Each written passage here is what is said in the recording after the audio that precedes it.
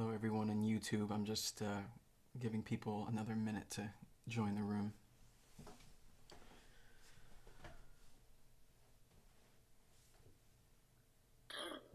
All right, we are officially live on YouTube, so have fun. Thank you. Thank you, John. Thank you.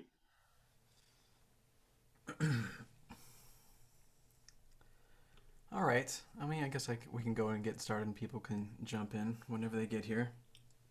Um, I think most of you probably know who I am.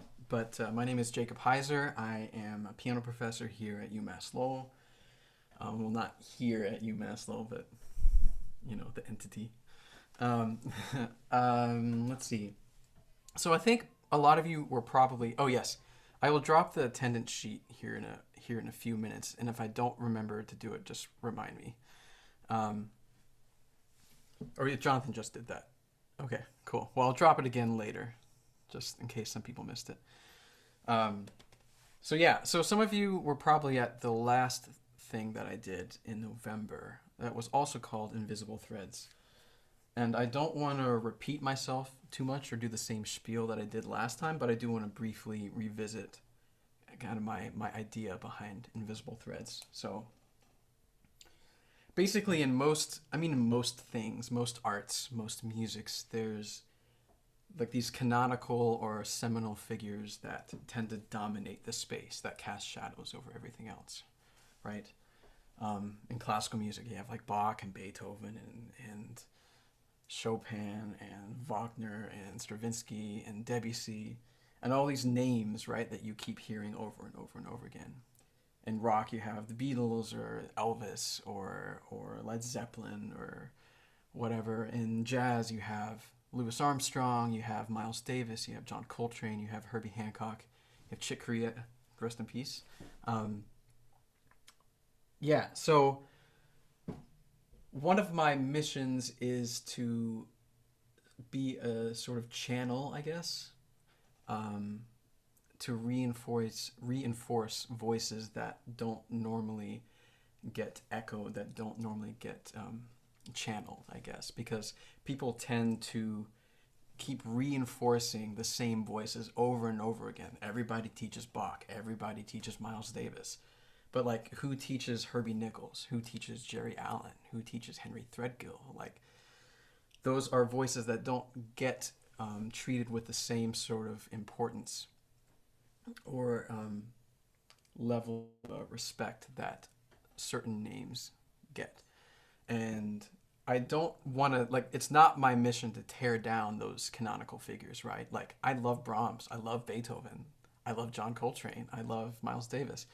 Um, and I think it's sometimes a bit of a trendy thing now to be like, okay, this person, just because they're over enforced or over represented, they're trash, right? They're not trash. I mean, that's the people that keep on reinforcing that over and over again. That's another problem to deal with. But I think the music itself is still good. So I just want to be clear that I'm not tearing down the canonical figures because there's a reason that they're canonical. There's a reason that they have the kind of overemphasis that they do. But my point is just to elevate these others to be like, hey, this person's just as cool as Beethoven. This person's just as cool as Miles Davis, right? So that's my goal in all of this. Um, that's I just also think it's really important for as musicians, people who aspire to be musicians and educators, that we have a nice rich tapestry of voices rather than keep have the same sort of pools of thought and ideas that keep recirculating and circulating until they get stale or like they lose their nutrients, like soil that's been has like a monoculture that's just been like depleting the nutrients over and over again, right? We need like a rich diversity of things to feed and keep the soil rich, right? So let's see. I think that's enough of that spiel. Let's go ahead and start listening to music. So I'm only going to focus on three figures this time. I did four last time, and I ended up running out of time and not getting to share as much as I wanted. So I'm only focusing on three, and I'm going to try to talk less. um, if anybody, so like whenever we're listening something, feel free to drop thoughts in the chat. Um, if there after we finish listening to the track, feel free to like jump off mute and say any, offer any thoughts or reactions that you have or questions. I can't promise that I will be able to answer everything, but I will do my best. Let's see what else. Yeah, it's not going to be. I'm not going to try. I'm going to try not to focus so much on biographical things.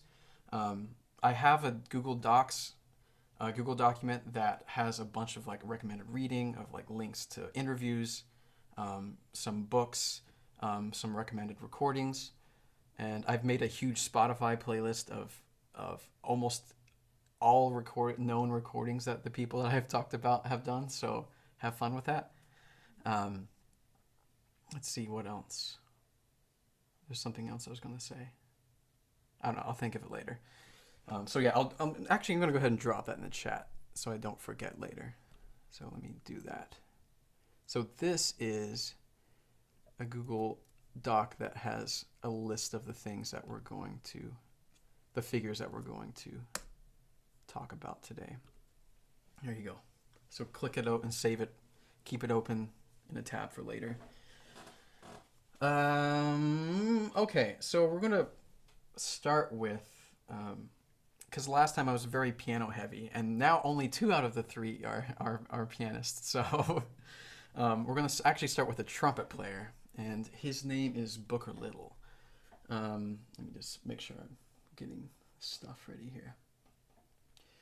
So has anybody heard of Booker Little? He's kind of a deep cut figure. If you're a fan of jazz and you've listened at all to people like Max Roach, you've probably heard him. Max Roach, the drummer, you've probably heard him play on some of those things. Or if you've listened to John Coltrane, his Africa Brass album, he's not featured on it, but you'll hear him playing on it. And then also if you've listened to any Eric Dolphy albums, especially earlier Eric Dolphy albums, he played a lot with him. So anyway, so this is Booker Little. He was born in Memphis in 1938. His dad was an organist. His dad was a trombonist. His mom was an organist, and his sister was an opera singer in London, actually. So he grew up in a very musical family. Was playing in classical and marching bands growing up. He ended up going to Chicago Conservatory in the 50s, and it's really hard to find actual concrete information on some biographical details. I've found some links that say that he graduated from Chicago Conservatory, and then I've seen other links that he quit. So I don't know. I have no idea what the actual answer is because I have conflicting information. Anyway, while he was there, he was studying classical trumpet and also classical composition and orchestration and theory. So he has a pretty solid classical training. But while he was in Chicago, he started gigging around with bands, and he met people like Johnny Griffin, who was a tenor saxophonist. Sonny Rollins was actually living there at the time, another tenor saxophonist. They actually ended up living together for a time, and Sonny convinced him to move to New York. So then he ended up in New York, and then through there he met Max Roach, who is a well-known jazz drummer who played with everyone, Duke Ellington, Miles Davis, a whole bunch of people. Anyway, so before I say any more on him, I'm just going to play a video of Booker Little. And as far as I know, this is the only known video of Booker Little that exists. It's from a TV show in the 50s, I think, set in UCLA. So this is with Max Roach's quintet, and this is an original tune of Booker's called Minor Mode. So let me share my screen here.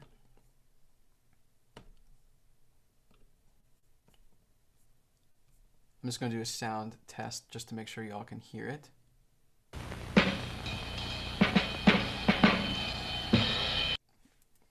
It's kind of quiet, but I think that might be as loud as I can get it for now. Can you all hear that? Yeah. Yeah. Okay, cool. Because sometimes if I ask you a question, if you're just nodding, I can't see you when I'm sharing my screen because I can't see your little boxes. All right. So yeah, let me go ahead and just play this here.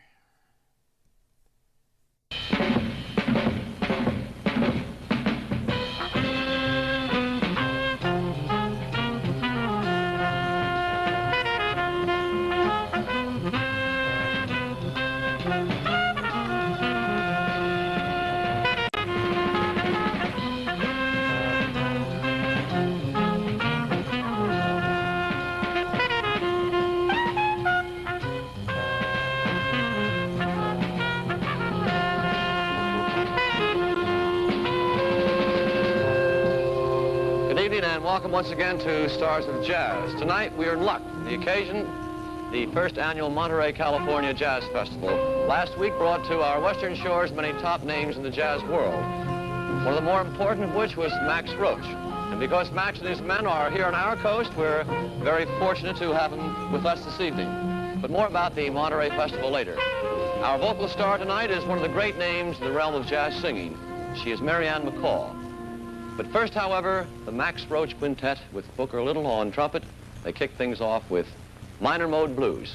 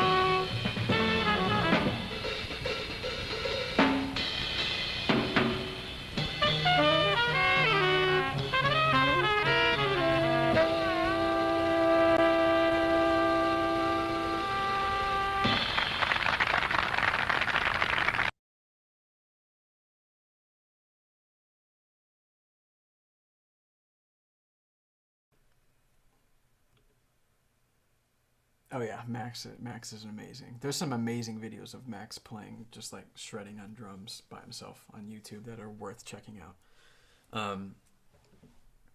Yeah. So like that one is like that one's pretty early on in his sort of musical career. He was 20 years old at that time. Um, and so that tune is fairly straight ahead. It's just basically a blues with some like nice little horn arrangements. The reason I just wanted to show it so you could like actually see him, right? Because it's like sometimes it's like these people seem really distant unless you like see them in sort of as close to alive as you can, right? So for each of these people, I'm going to share at least one video of them playing, like where you can see them playing. I don't know who Zach Hill is. If anybody wants to light me on that, that's totally fine.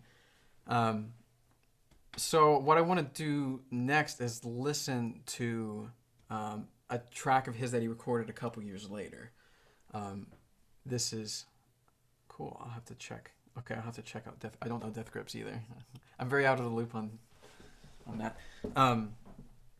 So yeah, what I want to listen to next is an album. His first album as a leader. So this is his own group, which has people like Eric Dolphy, on clarinet and alto sax and a flute and a billion other instruments. And then who's Don Friedman on piano, Max Roach on drums. Can't remember who's on bass. And I feel like this album that we're about to listen to is a really good representation of how kind of unusual he is and how well he blends a straight ahead sort of vibe with like a more sort of avant-garde approach to form and to harmony and to like counterpoint. I'm not going to talk too much about it before we listen to, but I do want to talk a little bit after we listen to this one.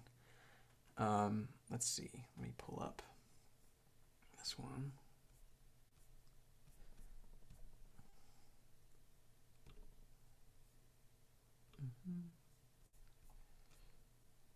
There we go. All right, so this is from his album called Out Front. This one's called Moods and Free Time, and I want you to listen to one, the meter or the meters, two, the form and the weird thing that happens in the middle, and two, I'll just listen how like the horn textures and like how they interact with each other. All right, here we go.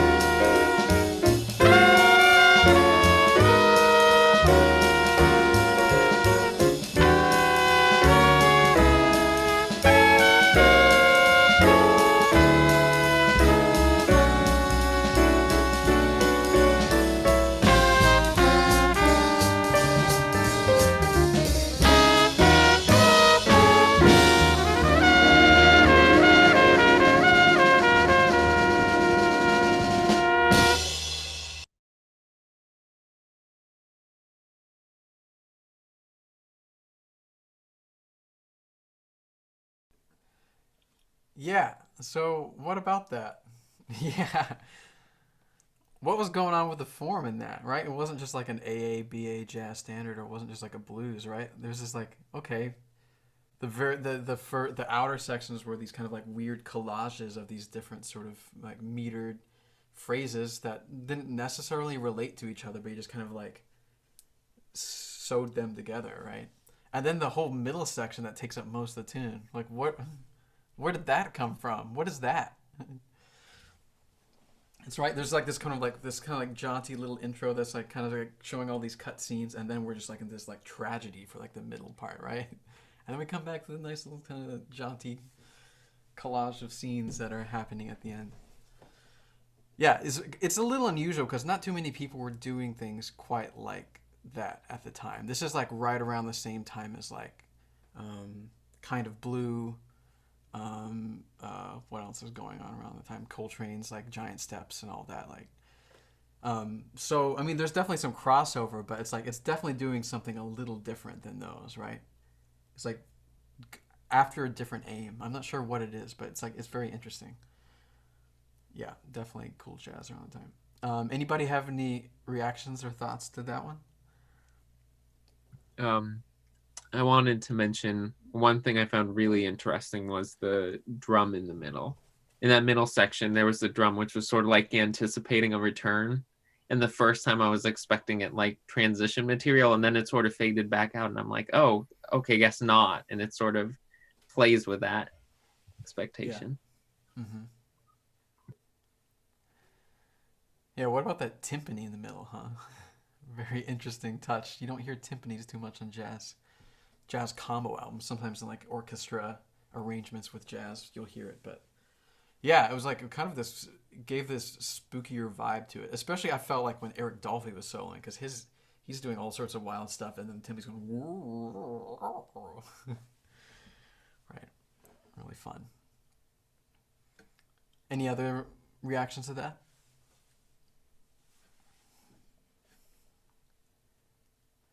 I just want to, if you think anything, you can drop it in the chat or just jump in. But I just want to read some things that he's talked about his own music a little bit in some interviews, and I just want to read a little bit of things that he said about his music. So I'm just going to read a big chunk of things. Those who have no idea about classical music, how classical music is constructed, are definitely at a loss. It's a definite foundation. I don't think it should be carried to the point where you have to say this is the kind of this is this kind of phrase and this is that kind of development. Deep in your mind, though, you should maintain these thoughts and not just throw a phrase in without it answering itself or leading to something else. Say I know the chord I want the pianist to play, and I give it to him, but the other instruments won't necessarily be playing that chord. Most of the guys who are thinking completely conventionally, they'd say, well, maybe you've got a wrong note in there, but I can't think in terms of wrong notes. In fact, I don't hear any notes as being wrong. It's a matter of knowing how to integrate the notes, and if you must, how to resolve them. Because if you insist that this note or that is wrong, I think you're thinking completely conventionally, technically, and forgetting about emotion. And I don't think anyone would deny that more emotion can be reached and expressed outside of the conventional diatonic way of playing, which consists of whole notes and half steps. There's more emotion that can be expressed by the notes that are played flat. Say it's a B flat, but you play it flat. And it's not an A, but it's not a B flat, it's between them. And in places you can employ that, and I think it has a great value. I'm interested in putting sounds against sounds, and I'm interested in freedom also. But I have respect for form. I think sections of a piece can sometimes be played, say, on a basic undersound, which doesn't limit the soloist. You wouldn't necessarily tell him how many courses to take. You say, you blow a while, you try and build your story and resolve it. One thing I wrote is like that completely. The under voices were playing a motif, and I just improvised on the sound. It had a definite mood, and the mood didn't warrant my running all over the trumpet. Which I think the recording he's talking about is one that we're actually about to listen to next. But before we do that, I just want to read a little bit more of what he said. There are a lot of people who think the new direction should be to abolish form, and others who think that it should be to unite the classical forms with jazz. The relationship between classical and jazz is close, but I don't think you have to employ a classical technique as such to get something that gels. I think the main reason a lot of people are going into it is because jazz hasn't developed as far as composition is concerned. It's usually a 12-bar written segment, and then everybody goes for themselves. Personally, I don't think it's necessary to do either of these things to really accomplish something different and new. And I think sometimes a conscious effort to do something different and new isn't as good as a natural effort. In my own work, I'm particularly interested in the possibilities of dissonance. If it's a consonant sound, it's going to sound smaller. The more dissonance, the bigger the sound. It sounds like more horns, in fact. You can't always tell how many more there are. And your shadings can be more varied. Dissonance is a tool to achieve these things. And so I think one thing to keep in mind when you're listening to Booker Little is like he's classically trained, right? And so he has these like really, he's tuned into all the things that you're supposed to do, right? According to theory and tradition. And so he knows those things, he can abide by those things, and he's also fluent in the jazz tradition, right? So he knows like the tendencies and the language and the formal structures of that. And he feels like both are restrictive to him. So he kind of takes pieces of the things that he wants from both of them and then creates his own thing, which is something that is going to be a trend that you'll notice in the next two people that we listen to as well. They're considered jazz musicians, but they're not restricted to playing things just because they've been played before, right? They draw on what they love. They draw on what they're interested in and leave the rest behind because it doesn't speak to them. They don't feel an obligation to do things just because other people have done them that way.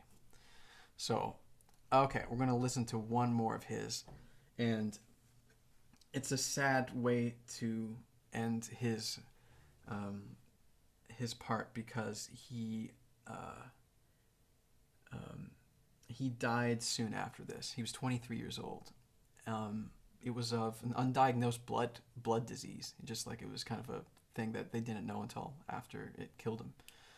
So, I mean, that's one reason that he's not known more is just because his career was just getting started and he just died too young. He recorded 4 albums as a leader. He recorded a bunch with Max Roach, with Eric Dolphy. There's a lot of audio recordings of him that are floating around.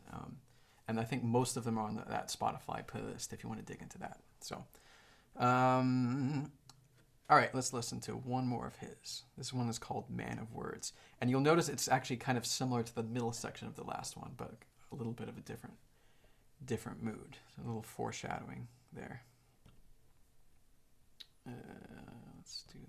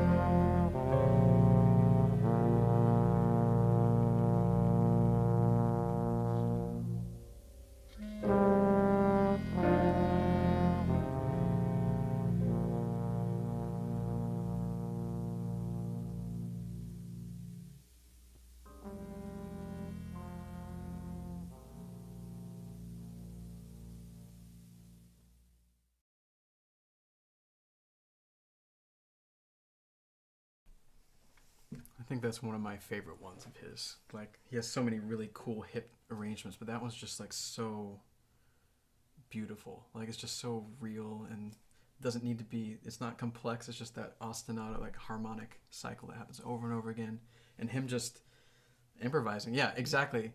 Sounds like a noir film, which is also a little bit of foreshadowing to where we're going next.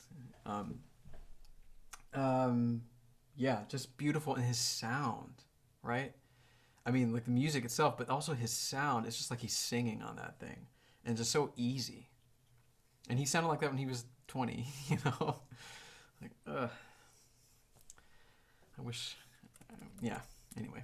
Alas, I'm not a wind instrument, so I can't get that sound on the piano. Yeah, any final reactions to him before we move on? Any of those recordings?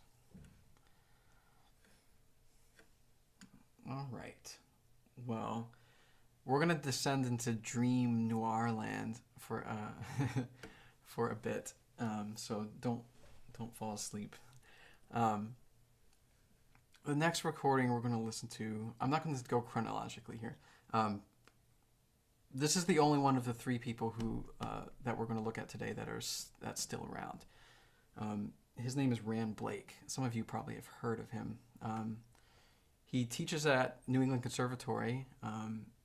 Still, he started the program, the Contemporary Improv program there, also known as the Third Stream program. Him and Gunther Schuller back in the late 60s, early 70s. It was called Third Stream then because the idea was to merge, find a third stream that mixes classical and jazz, like kind of in between the two. But then it changed focuses and changed names and became contemporary improvisation to be more inclusive of genres that aren't classical and jazz. So people will come in now that play like, electronic music or like rock music or like Korean Shinawi music or Turkish makam, music. All people from all over, and we all exist in the same department. So I'm a little biased. This is the program I graduated from, and Alan Williams graduated from, and who else? Andy Fordyce graduated from. So this little NEC community there at UML. So anyway, Rand Blake, he still teaches there. He's 86. He's the reason I came to Boston in the first place because I wanted to study with him. So a little bit about him before we listen. He's fairly local. He was born in Springfield, Massachusetts. Born in 1935. Which is crazy to think he's 3 years older than Booker Little that we just listened to, right? I just realized that. Wow. So he grew up playing piano at home, he watched a lot of film noir, and as we listen, film noir is like probably his biggest influence. Became fascinated with gospel music, would seek out churches even though he wasn't religious because he just loved the music. Particularly Mahalia Jackson. He loved Mahalia Jackson. Also was really fascinated with 20th century composers. He loves Ives, he loves Debussy, he loves Bartok, he loves Stravinsky, Shostakovich. So he attended Bard College in New York where he met Gene Lee, who's a singer that we're going to listen to, where they did a duo together. Let's see, after that, he has a very interesting path in life. He moved to New York after he graduated at New York City. He went to meet Monk and ended up being Monk's babysitter for his children, like Thelonious Monk, the pianist. He was working as a janitor at Atlantic Records, and Gunther Schuller discovered him playing piano. And it was like, hey, I want you to come up to NEC and help teach at the NEC. And he just has a very interesting path. I'll talk some more about him shortly. Before we listen to the first one, I want you to get a sense of like how he thinks about music. So he doesn't think along linear lines. He doesn't think like if you were to compare it to language. I don't know. How do I say this? He doesn't think like the logic, like sentence, like a linear logic of a sentence when you speak a sentence or write a sentence. He's thinking more spatially. He's thinking more of like, what's the word? Cinematically, is that the right word? So that he's always thinking these scenes that have moods and these kind of like settings that are in his head, and then he's making connections between them. So he has this thing called storyboarding, where it's like how he plans out a piece. It's not, he doesn't compose it strictly. He doesn't like plan it out exactly, but he has these like different scenes that are in his head, and the order will not be the same every time. Sometimes he'll just like start out with one, and then he'll like jump ahead to the third one, or jump back to the second one. And so it's kind of hard to follow him sometimes, because you'll hear him play a tune that and be like, wait, is that the tune? Because he's like starting in the middle of the song, just doing a fragment of a phrase, and then jumps around to the beginning in a completely different key. Or they'll like randomly quote some film noir soundtrack, or like some Shostakovich symphony or something. It's just like that's the way his brain works. It's just this kind of like wash of memories that just collide with each other. And that's also how he talks, by the way, which is, it's hard to have a conversation with him. I love him, but it's like, that's how, like, it's just the way he is. He has this crazy imagination that's really, really beautiful. Okay, so I'll stop talking. Let's listen to an album he recorded about 10 years ago called Driftwoods. And this is a Hank Williams tune, a country tune, called Lost Highway. And does not sound country, I can guarantee you. Here we go. Let's share this here.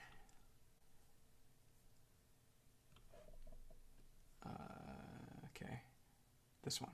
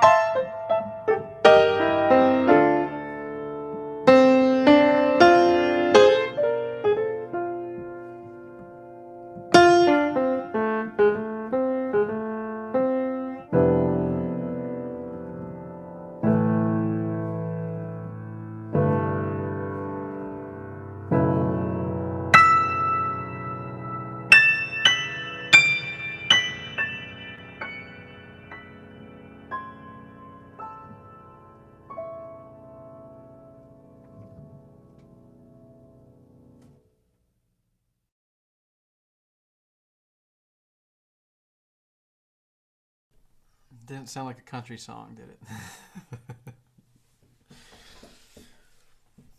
What was that thing he quoted right at the end? I actually don't know. If anybody knows that, then please yell it out. Because it definitely sounds like something familiar, but I just couldn't tell what it was. Is it the descending tetrachords? I don't know. Or Could maybe be. some symphony. I don't know. Could be, yeah. You never know with him, because it's like he doesn't state it in like a really obvious form most of the time. He like abstracts it and recontextualizes it and does all sorts of wild stuff with it. Yeah. Anybody have any reactions to that?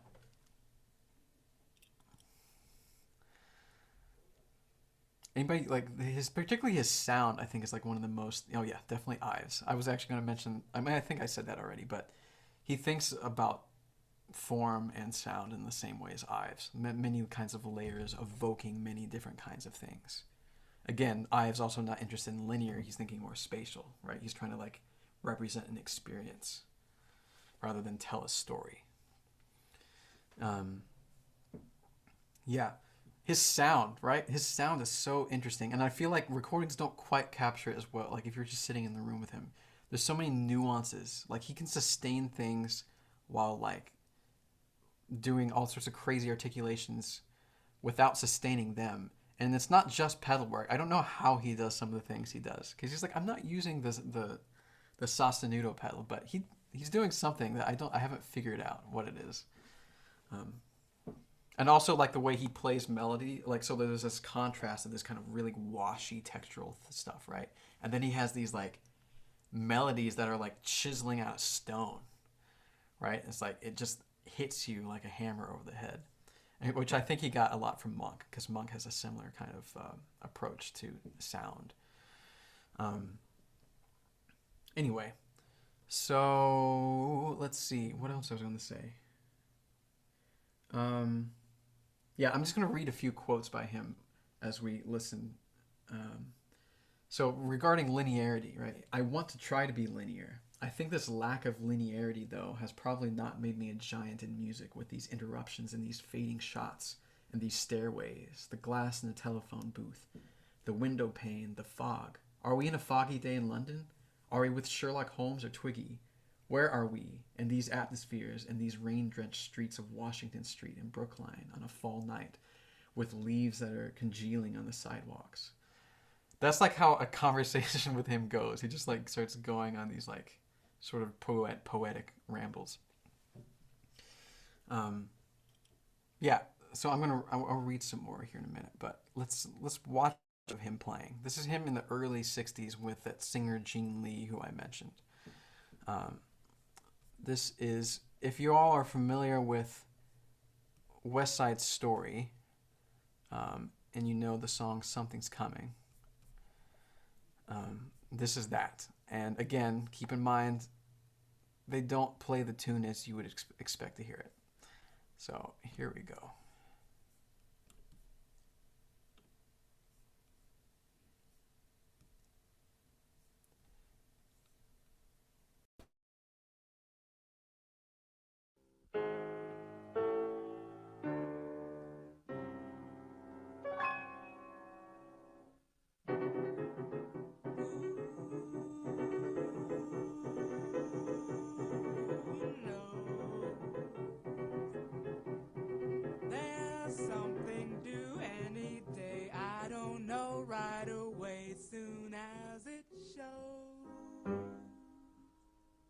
It may come cannonballing down from the sky, blinking its eye bright as a rose.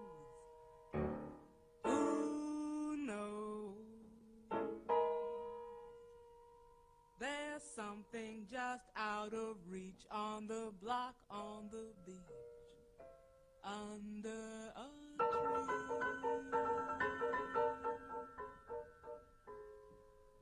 I got a feeling there's a miracle due, gonna come through, coming to me. Who knows?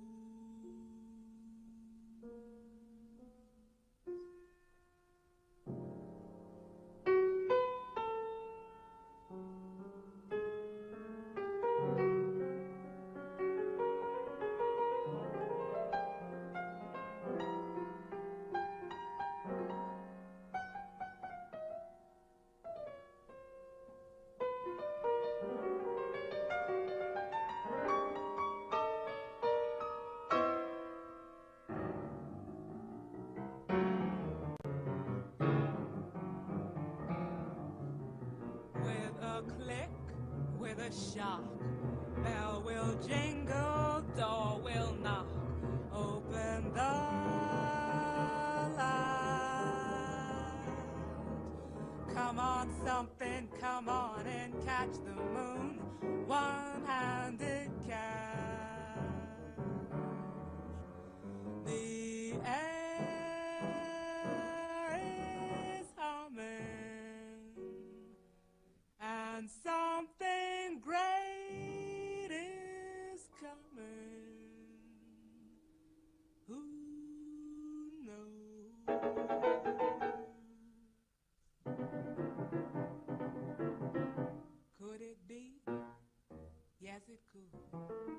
Something's coming, something good. It will be there. Come on, something, don't be shy. Meet a guy, pull up a chair.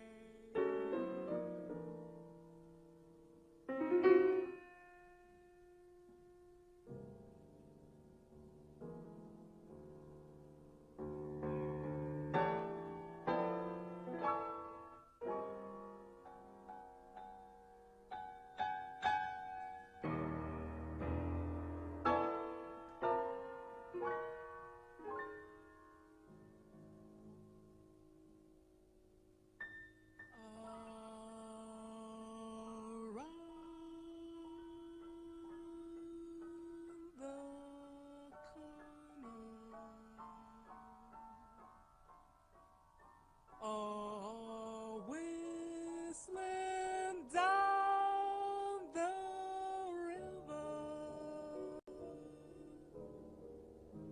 Come on, deliver to me.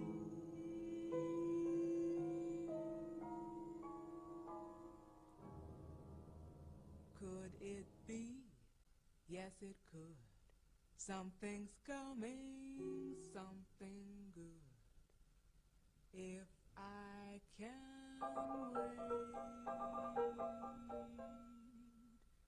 wait, maybe tonight.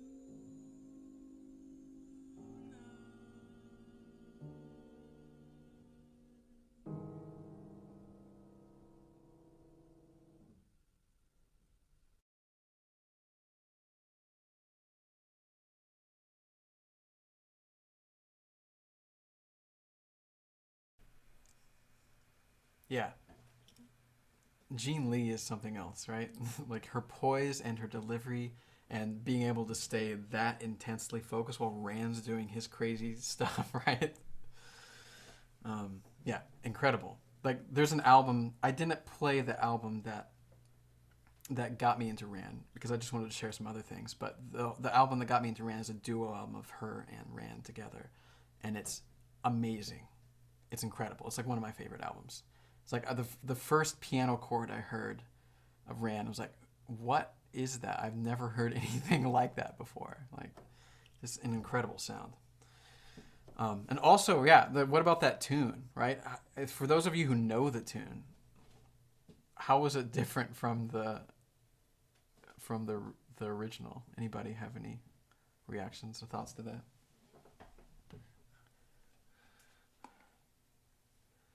Only a little different, yeah. Right? It's a little more like ominous, right? Because like I feel like the original musical, it doesn't. There's a little bit. Bernstein throws in a little bit of that the ominous bad ending that's inevitably going to happen in West Side Story, right? But Rand is like, no, it's going to happen. Like it's pretty obviously going to happen, right? There's no hiding. It's like there's violence in what Rand is playing, and yeah, that something is coming, not something good, right? Anyway, yeah, I find the thing that he does, that he did with Lost Highway and that he did with Something's Coming, is this idea called recomposition. It's where you take a tune that already exists, right, and you just totally recontextualize it and make it, give it a completely different meaning by filtering it through your own sort of values and your own experiences and your own emotional intent, right? It's not just interpretation. This is like he's taking the materials of the tune and just like breaking it apart and remixing them and constructing something else, right? So that's what he does with everything that he plays. You'll never hear him take like a Monk tune and play it like Monk. You'll never hear him take like a classical piece and just play a classical piece. Like I don't think I don't know if he can, like the way his brain works. Like he's just so like, I have something that I want to say with this, and why would I try to imitate somebody else, right? This is just like this is what I hear. This is what I see in my inner mind. He's not, and that's why it's kind of hard to play with him a lot of the time, because he won't adjust to, like, if he's playing with a jazz group, he's not going to start shredding like Bud Powell or Herbie Hancock. Like this, he won't do it. And so it like him playing with a regular jazz combo or a big band, which I've seen him do, is a really bizarre setting because he doesn't change the way he plays to play with him. And so it's like this weird juxtaposition of, straight ahead swinging big band jazz, and he's just doing his out of time dissonant bitonal thing. It's just over the top. It's really funny, funny to listen to. One more video I want to share. Just he's been doing these live streams on Facebook and YouTube over quarantine, like every week or every couple weeks. And I just want to play this video because, like, one, it's cool to see him still doing that stuff now in his own home, and there's a little surprise at the end that I just want you to see. So let me share my screen again.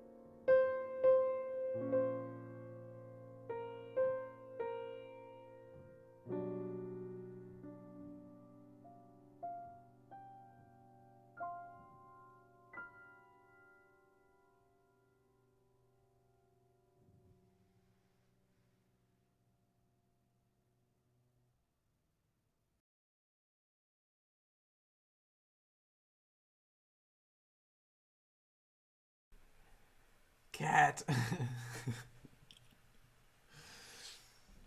He does that all the time too. He'll just like come up and just like sit next to you while you're playing piano. He's the sweetest cat. He is like probably literally my favorite cat in the world.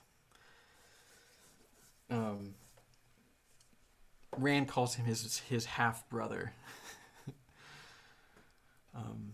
Anyway, it's a super cute cat. Anyway, I want to share that with you all. Let's jump forward because I'm taking much more time than I planned on, which is okay. I promise I'll have you done by 9:30 or around 9:30. Let's see. Okay, the last figure we're going to look at is Alice Coltrane. You might notice she shares a last name with John Coltrane. They were married from 1964, 1965 until he died in 67. But she was born Alice McLeod in Detroit in 1937. She also grew up in a musical family. Her mom was a church singer. Her brother was a jazz bassist. Played church and organ growing up. Studied classical music. Also studied with Bud Powell. She lived in Paris for a short time. She moved back to the U.S. in the early 60s and started playing with Terry Gibbs' band, who was a jazz vibraphonist. She met Coltrane because they opened for Coltrane, the band, and then they became close soon afterward and got married. Had 3 kids. One of them, Ravi Coltrane, is also currently a well-known jazz saxophonist. John died of liver cancer in 67. So she was widowed with 4 kids. She had a kid from a previous marriage, and she was, trying to make it as a professional musician as a single mom with 4 kids, which is, I can't imagine how difficult that was. And she was also had a lot of grief that she was dealing with after John died for 2 years after. So that was a big struggle for her. But then in the mid 70s, she discovered Vedantic. Well, she had known about it before, but she became a devotee of Vedantic Hinduism. And then, so she was still recording a bunch of albums in the sort of avant-garde jazz world. And then in the 80s, she pretty much gave up music professionally and just dedicated herself to writing religious devotional music for Hinduism. And so through the 80s and 90s, that's all she did. And then she came back and made an album in the early 2000s, and then she died in 2007.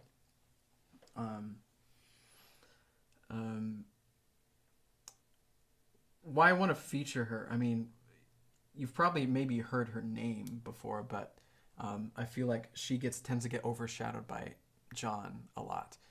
I mean, it just sucks because like her music is so much her own, and people like tie her with John. Although they did have some similar sort of a surface aesthetic things that they had going on, but she was very unique in her own right. She had like a big gospel influence. She had a big R&B influence. She also played harp, which I'll play a video of her playing harp soon. And the way she plays piano is like so much like she plays harp, even though she didn't start piano until later, harp until later, which is a very interesting thing how those seem to influence each other.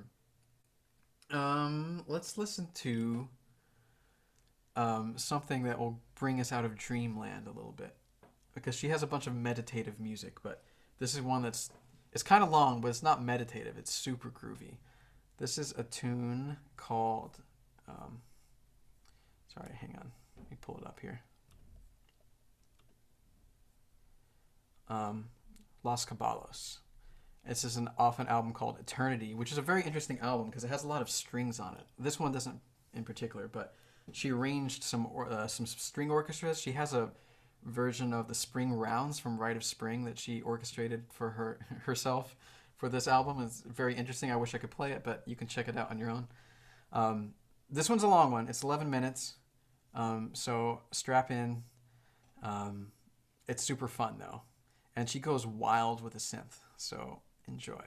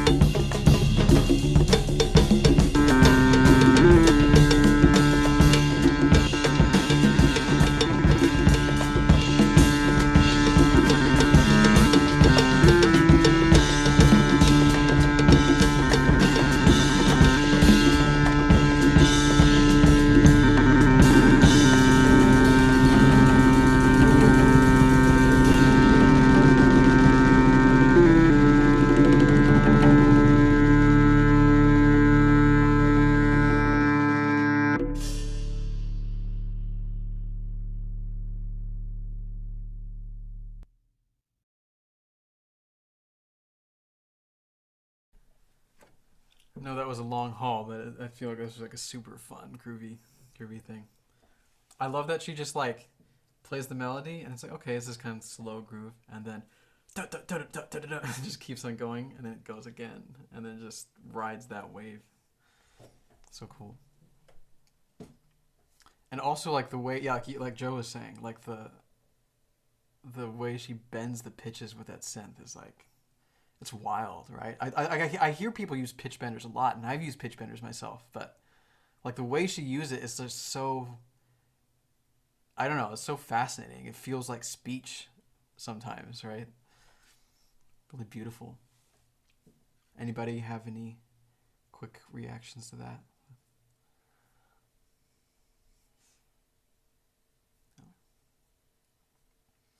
All right, I know it's getting close to 9:30. So I want to play one more track of hers. I wish there was I wish we had more time, because it's like there's not enough. you can't represent a person in 2 or 3 tracks, right? It's like I would like if I had an ideal world, like I would do like a weekly session where we're like, okay, we're gonna go deep into one person's music, right? And then do the different person next week, and then yeah, so we can just like really get into each of these people's musical worlds. But alas, not enough time. So let's. Before I play the last video of Alice, I just want to read some stuff that she wrote. Let's see. I think a musician creates an atmosphere that is breathing and alive. I think it comes from the person. Because you can play notes and give them a shape and a definition far beyond even maybe what the inventor of the piano or the instrument thought up. We could hear notes that would reflect, notes with intellect, notes that would contact their sympathetic note. I know I have myself intuitively felt it vibrating like electricity coming through. That's when I started to see that audiences do become part of the music in their own way. I think you become aware of where their heart and their spirit is because it's coming towards you. What you're doing is just like as if that's what they're doing. They're breathing it with you. They're living it through with you. They're receiving what you experience or perceive, but also they give. They give inspiration. And then you find out you're not just playing a solo. You're not just playing for yourself. It's for everybody. When we talked earlier about John Coltrane's idea, it's for all people, for all the time, for the universe itself, for God. It wasn't just for the 500 people present in that auditorium. Some of them will have something like a spiritual experience. Sometimes people put themselves very deeply into sound, so deep into it that they will give up everything. It's like they renounce everything at that moment just to live those moments of music. Okay, so let's listen to one more track and then I'll wrap up with a very brief poem. All right, here we go.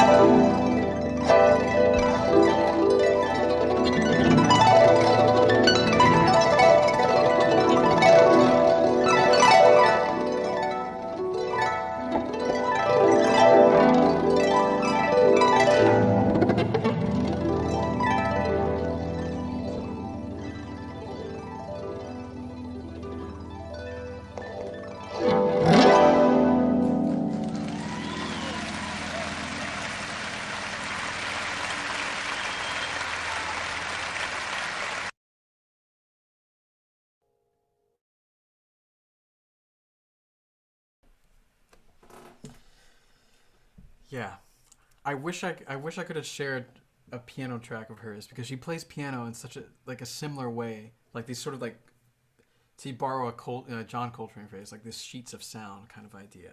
And for her, those glisses aren't random, especially especially on piano. It's like she's thinking these pitch sets and like these sort of synthetic, so-called synthetic scales that she's like come up to like give us a very particular kind of textural sound that she wants.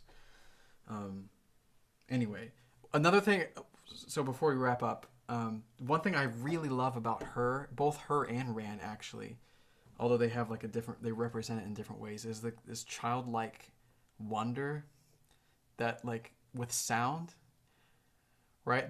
They both just love sound. Obviously love sound so much. Ran from more of like a darker place, maybe, but Alice Coltrane is like from this very like sort of joyous, blissful, intense, not just like plain happiness, but like real joy. And you can see that in the way she plays, right? Just like the way she's presents herself in the music, and when she smiles, you just feel everything just like light up. It's beautiful. Any quick reactions to Alice's music before we wrap up?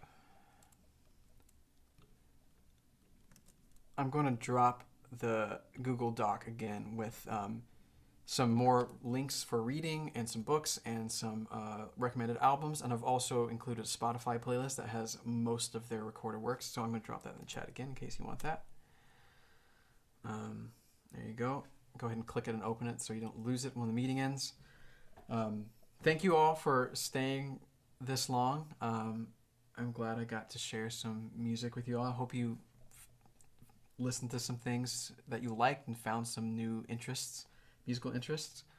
I hope to do more of these in the future. I mean, I know that we'll hopefully be back in person next year, but maybe we can continue this in some form, because I love listening sessions. I lead ones with my friends every single week, and I want to continue that because I just find listening a really important part. It's not just about practice, right? It's about really like soaking in. It's like, oh, these are things I didn't know that were possible, right? Because if you're just caught up in your own sort of practice, you forget what's possible, right? So anyway, I want to say one poem. We're going to end. This is a Maya Angelou poem called Elegy.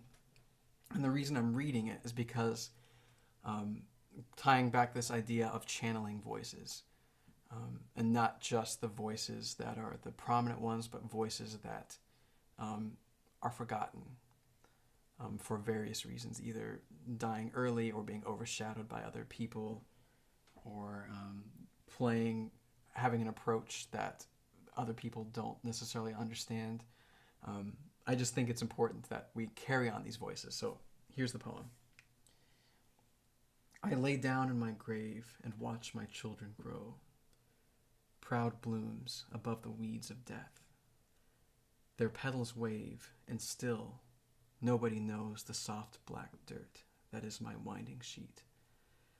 The worms, my friends, yet tunnel holes in bones, and through those apertures I see the rain.